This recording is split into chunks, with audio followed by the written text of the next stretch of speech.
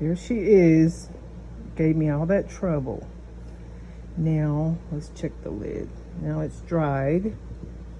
And now it fits. Okay. So, wasn't that it didn't fit. They need to dry at the same time. And they did not. But it's okay. Now that it's dry, it fits perfectly. Now, I gotta embellish it a little bit.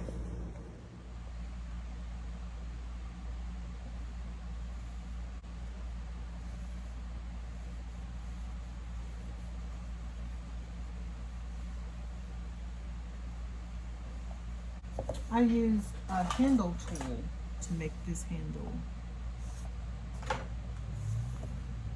couldn't find all my handle tools, so I ordered one in every size that I can find, regular handle tools, and as soon as they came in, the day they came in, I found all the other ones. So now, guess who has plenty of handle tools? This person right here. All right, so I'm gonna put some cute little handles on this guy, but I wanna flatten it and widen it just a tad. This is just a piece of pressed wood that I put canvas on. You can buy a canvas at any art store. I just need a deeper groove. I'm gonna just pull some of this out. These are my guidelines.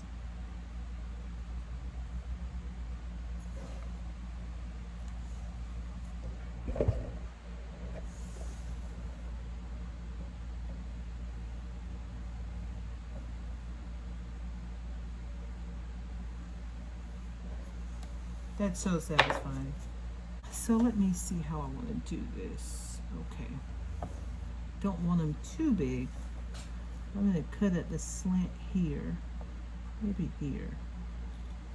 Give myself some room. Alright, so I have here two little handles. They're all cut at the slant, opposite slant.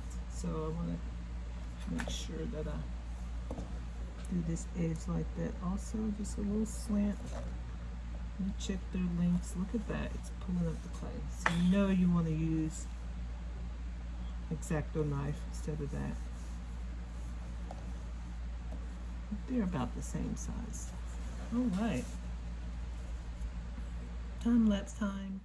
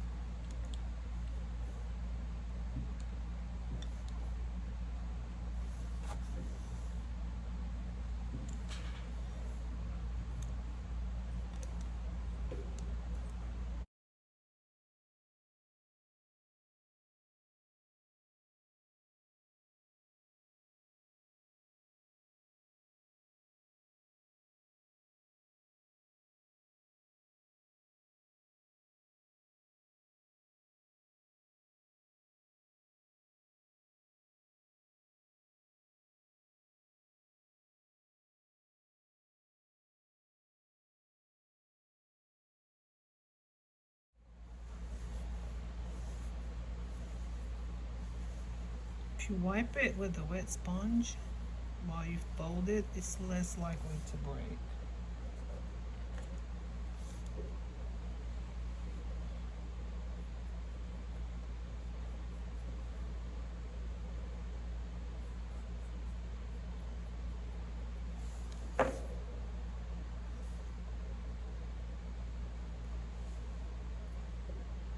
Some of my slipped out of the bottle. I made it funny. Alright, I'm just making these meet.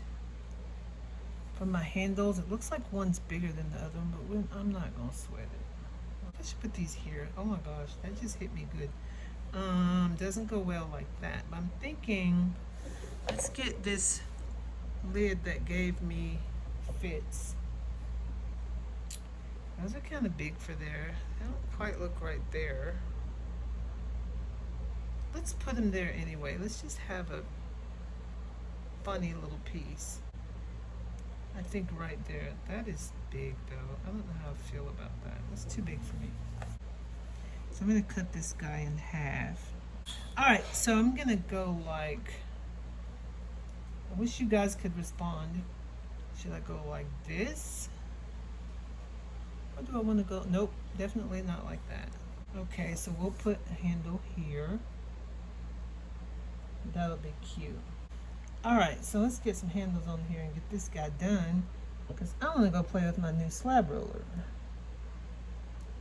Now, when I put my handles on, I try to put as much pressure as I can and rub in the clay and spread it around it, because with this kind of tension here, you're going to get a disconnect.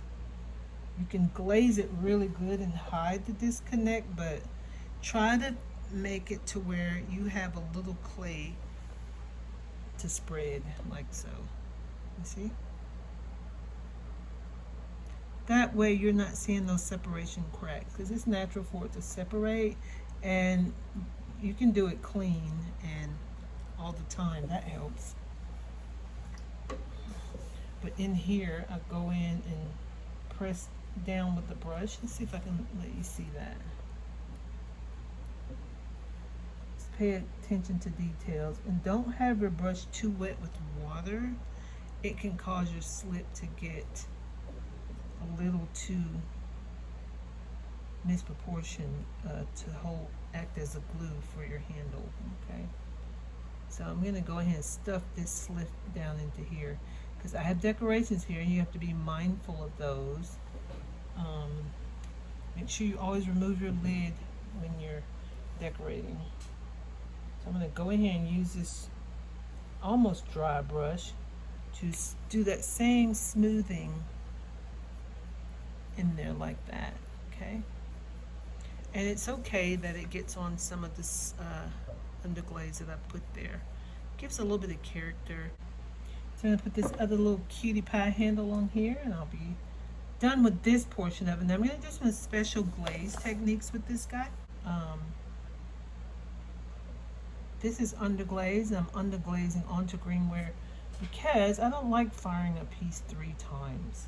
Now if it's some really special effect I'm going for, like layering of techniques, yeah, I might fire it a few times. Or if I have a show and I'm doing some really detailed techniques, sometimes I will fire it twice when I need to work in layers.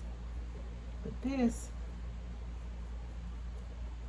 I just put the underglaze in there, and I did kind of an inlay without the wax, and it looks good. I want to have a rough aged look, so that's why my lines are kind of jagged. I want it to look very human. I'm not going for perfection, I'm just going for an aesthetic statement here, which is kind of rustic, modern rustic with the dots. All right, give it a little tap, make sure there's some suction built.